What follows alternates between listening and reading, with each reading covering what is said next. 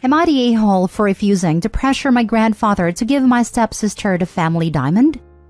Context. I am 25 female. My parents have been divorced for 15 years. My dad has been married to his wife, Laura, for 10 years. Laura has 2 daughters, Katie 26 female and Sam 22 female. My dad is very close to Katie and Sam and considers them to be daughters to him. The grandfather I'm referring to is my dad's father. My grandfather has a diamond that belonged to my great-grandmother, and it's something of a family miracle, since my grandfather managed to find it after World War II. Unfortunately, he lost his mother and sister in the war, so he saved the diamond to be for the next woman in the family, to be set into an engagement ring. Now, my grandfather has a thing about blood and family. Namely, if you're not blood, you can be family, but you're not in the family. And I'm pretty sure this is somewhat related to his trauma, but it might be a generational thing. Because of this distinction, his sons were not allowed to use the diamond for their wives' rings, because then the diamond would belong to the wife and the wife is not blood. I am his only biological granddaughter, so it was always presumed that the diamond would go to me. I got engaged last year and I didn't end up using the diamond for the ring. The diamond was not a color or the cut of the style I wanted, and my grandfather knew that. He offered to have the diamond recut, but I begged him not to because it is very valuable, and I know how much it means to him. So, he agreed that when I get married, he will set it into a necklace to be worn on my wedding day instead. Now, Katie is going to get engaged soon, and my dad is likely to be asked to walk her down the aisle. Laura asked my grandfather to give her the diamond for Katie's ring, since she is basically my father's daughter. My grandfather said, and I quote, "Not even over my dead body," and that the diamond will stay in the family. That said, Laura, my dad, and Katie are now extremely upset. My dad suggested maybe I could ask my grandfather to let them use the diamond, since I hadn't used it for a ring anyway, and that he considers Katie part of his family and will be forever. So it should be okay for her to have it, especially since she is older, so the first woman as it were. My grandfather would probably relent if I asked him, but I said no, because I would feel too guilty. That diamond is all my grandfather is left of a family he lost in the most horrific circumstances when he was 9 years old. They don't even have graves. That stone is literally all he has to remember them. What right do any of us have to dictate what he does with it? Katie, Laura, and my dad have all been texting and calling about how hurt they are, that I'm letting my grandfather exclude Katie from the family, and that I already have a ring. Why can't I just help my grandfather soften, and let Laura and her kids be part of the family? I'm holding firm on it for now, but should I be? Now for the top comments. The diamond is all my grandfather is left of a family he lost in the most horrific circumstances when he was 9 years old. They don't even have graves. That stone is literally all he has to remember them. What right do any of us have to dictate what he does with it? Not the a-hole. I love you for this. For this statement alone, the diamond should go to you. Allow him to set it in a necklace and wear it all the time. It will make your grandpa happy. Not the a-hole. Reading between the lines, it seems your grandfather lost his family specifically because of their blood/genealogy. It makes sense that his own survivors matter so much to him. Not the a-hole. As much as they may be upset, it's not theirs. Your grandfather wants it to go to someone genetically related to him, not to someone brought into the family by marriage. His reasoning is exactly the same reason he didn't give it to the women marrying into the family. Grandpa has a right to say no. Your dad and stepsisters will just have to get over it. The hard truth is that they are not his grandchildren. They are step-grandkids, and family heirlooms don't typically pass down to stepchildren, especially with an older generation. And they became his step-kids as teens. It's not like he's been in their lives since they were babies. They likely didn't grow up viewing him as their grandfather at all, and while he may like them, they aren't his grandkids by blood or by social convention given their ages. Even if the kids had been adopted at birth, it wouldn't matter. They still wouldn't be blood relatives. Opie's the only one entitled to that diamond, as she's the only one genetically related to the grandfather. Opie's not the a-hole. Next story. Am I the a-hole for not bringing a cake to a wedding I was uninvited from? My now ex-best friend got married this Saturday. I was supposed to be the maid of honor, but she removed me from the wedding over a dispute regarding my makeup, hair, and disinterest in the wedding. She uninvited me from the wedding after I told friends my side of the story. I was responsible for the cake at the wedding but canceled the order because I was uninvited and wanted to be reimbursed for all of my investments in this wedding. I told the bride I wasn't going to bring the cake over for them, The new maid of honor went to pick up the cake and learned that I had canceled the order. They were able to get another cake, but it apparently wasn't as nice. The bride, groom, and my sister who attended told me it was unfair to cancel the cake. My sister thinks I should have let them enjoy their special day, and then later discussed getting my money back. The bride refers to the cake as a gift and claims that a gift cannot be returned. The groom just agrees with literally anything his precious wife says. More info, please. What was the dispute? Why did she accuse you of being disinterested in the wedding? What actually happened here? I work at a job where I'm expected to drop everything and come in at work. She was upset because I was leaving during wedding planning meetings, and I also requested to style my hair differently and she got upset. You don't disinvite someone from a wedding and still expect a gift. Not the a-hole. I guess you could say the bride wanted to have her cake and eat it too. Yep, and there was no way that the bride would have settled up after the wedding. She would have stuck to the "this was her gift" line. Not the a-hole. So they uninvite you from the wedding but believe they were still entitled to the cake you had paid for? They're all ridiculous if they think that is normal. Completely agree. Also messed up that your sister is saying you're unfair. Should be upset too if she were uninvited and still expected to gift a cake. Not the a-hole. Not the a-hole. First, I've never heard of a maid of honor being responsible for the wedding cake. Was that an agreement in lieu of a gift or something? When I was getting married, I was way excited about the excuse for cake. I don't think I would have let someone else make those arrangements. You said you told them you weren't bringing the cake over. Did you mention that was because the order was canceled, or just that you weren't transporting the cake? It's weird that she didn't clarify on this point when she uninvited you. Sounds like they want to have their cake and eat it too, without you around. She was stressed, so I offered to help with some things. I booked the cake under my name and still had a different gift for them. After getting uninvited, I told her, don't expect me to supply you with a cake. So I did not exactly say I canceled your cake. Next story. Am I the a-hole for inserting myself into a married couple's financial life?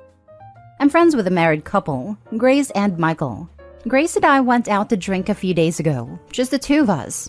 We talked a bit about inflation and finances, and she confessed to me that she barely has any money, and it makes her feel really vulnerable. Turns out they mostly live off of her income, and Michael, who makes over 2.5 times as much as Grace, puts almost all of his income into savings. He also asks Grace to transfer any of her bonuses or extra money into that savings account. The problem is that Grace has no access to that account. She told me she asked for it in the past, but Michael just said she already has access to their shared checking account. That is strictly for their monthly expenses, so it's fine. Grace told me that she feels like she should have access to that account too, or at least have a little extra in her own personal account. So if anything happens to Michael, she doesn't have to wait months to access the money. She told this to Michael too, but he dismissed her and said nothing will happen to him. I told Grace that this is really not okay, and she should demand access to that account. It's her money too, and it's not right that only Michael has access to it. I was very strong about this, and made her promise that she will make Michael give access to her. She seemed very relieved that I agree with her, and find her concerns more than reasonable. Now on to the problem. Currently, Michael is throwing a fit at me for inserting myself into their financial life, saying it's none of my business. He says that over 85% of the money was put into the savings account by him, and whatever Grace put there was just to compensate for the things Michael paid for alone in the past. Yes, he is right that is none of my business, but my close friend came to me saying she feels vulnerable because at 30 years old, she only has about 500 euros in her name, despite having a well-paying job. Of course, I will tell her this isn't right and encourage her to stand up for herself. But since I'm friends with Michael too, I don't know. Am I the a-hole? Now for the top comments. Not the a-hole. You are warning a friend that it sounds like she's a victim of financial abuse. He's demanding all her pay be shared while sharing none of his. He's trying to make sure she has no funds to which she can use to separate their lives, that he can claim all the money as his. She needed a huge wake-up call, and he's just mad you've shown her his true colors. I agree. Finally, we did the opposite. As my wife has little income, I made sure to put my life insurance in her name, and our joint savings account is in her name too. I want her to feel secure and have as much financial autonomy as possible given the circumstances. We save together, support each other. All the income is ours in my opinion. I feel like for a married couple, all income should be our money too. If that doesn't work for every couple, that is perfectly fine. Just keep totally separate accounts.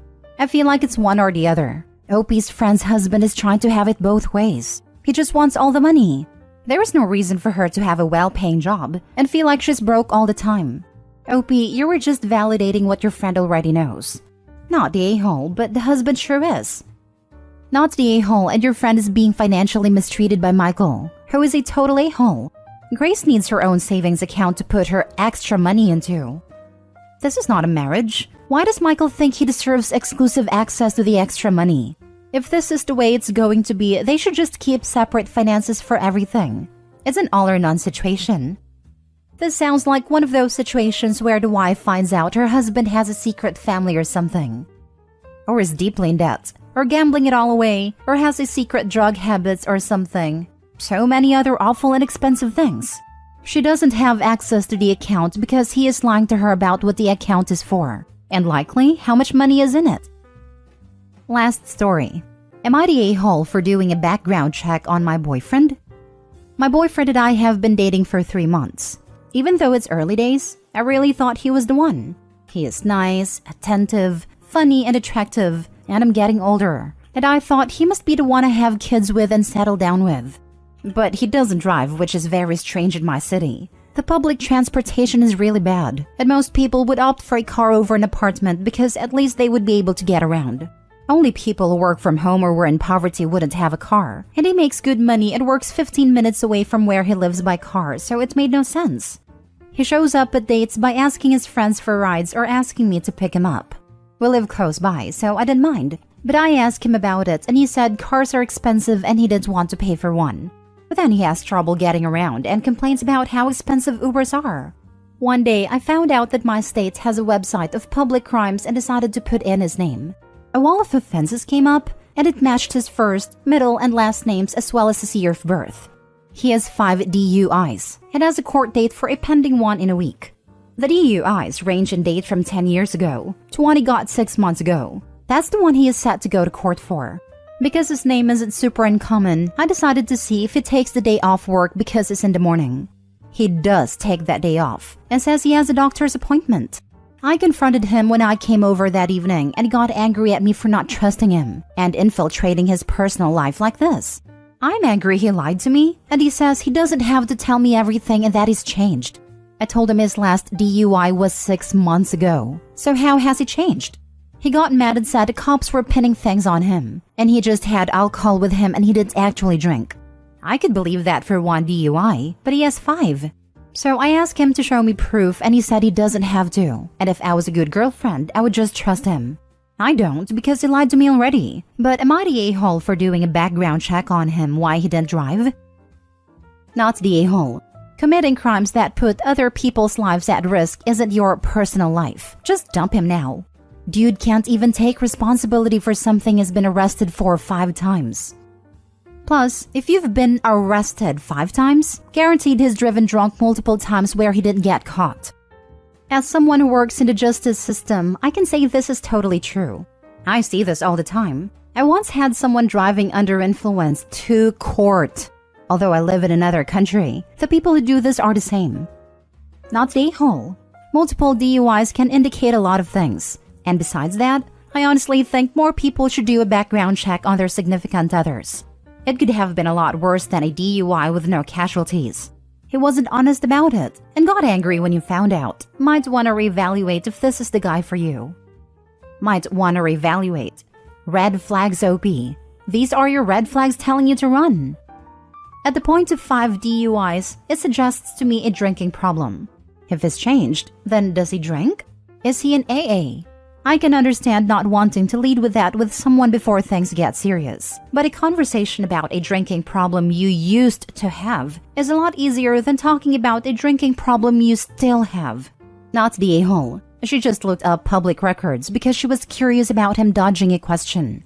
Even if he had just said it was because of some personal issues he is addressing and wasn't ready to talk about it quite yet, OP probably wouldn't have pride. He dodged the question, and it's reasonable to look at public records to figure out why. Not the a-hole. You didn't run a background check. You checked public records.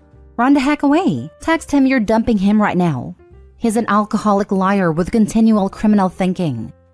Exactly. Him basically saying to you that you're not allowed to question him about what he does with his life. It's him saying that your relationship would be that you're not allowed to ask him questions if he had already decided to lie to you about what he was doing. He is someone who continuously drove drunk and has only stopped right now seemingly because he would go to prison. As soon as prison is off the table, he will likely be out driving drunk again.